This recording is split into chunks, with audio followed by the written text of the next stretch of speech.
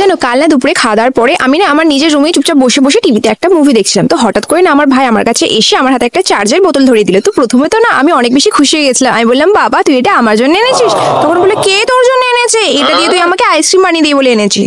Hello আচ্ছা, দরকারের সময় শুধু দিদির কথা মনে পড়ে আর অন্য সময় দিদির কথা একটু মনেই পড়ে না। বলছে তা না তো আবার কি? বলছে ঠিক আছে তুই এখন এসব কথা বাদ দে, তুই ফটাফট আমার জন্য আইসক্রিম বানিয়ে দে। আমি বলছি আইসক্রিম মানে তোর ঠান্ডা লেগেছে, আমি যদি এখন তোর জন্য আইসক্রিম বানাই না তাহলে মা আমাকে ধরে পেটাবে।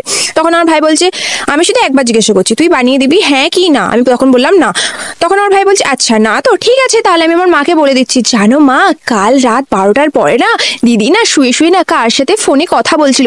তো তারপর না আমি ওকে বললাম আচ্ছা আচ্ছা ঠিক আছে আমি তোর জন্য আইসক্রিম বানিয়ে দিচ্ছি, তুই আমার একটা মাত্র ভাই হোস, তোর জন্য বানাবো না তো আর কার জন্য বানাবো? समझ रहे हो समझ रहे हो आप समझ रहे हो ना। তো তারপর না আমি তাড়াতাড়ি করে ওর জন্য চুপা চিপস আর চার্জ দিয়ে একটা আইসক্রিম বানিয়ে নিয়েছি। আর জানো আইসক্রিমটা তো ভালো করে জমতেও দেয়নি, তার আগেও বের করে খেয়ে নিয়েছে। বাই দ্য ওয়ে তোমাদের ভাই বোনেরাও কি তোমাদের এরকম ভাবে ব্ল্যাকমেল করে?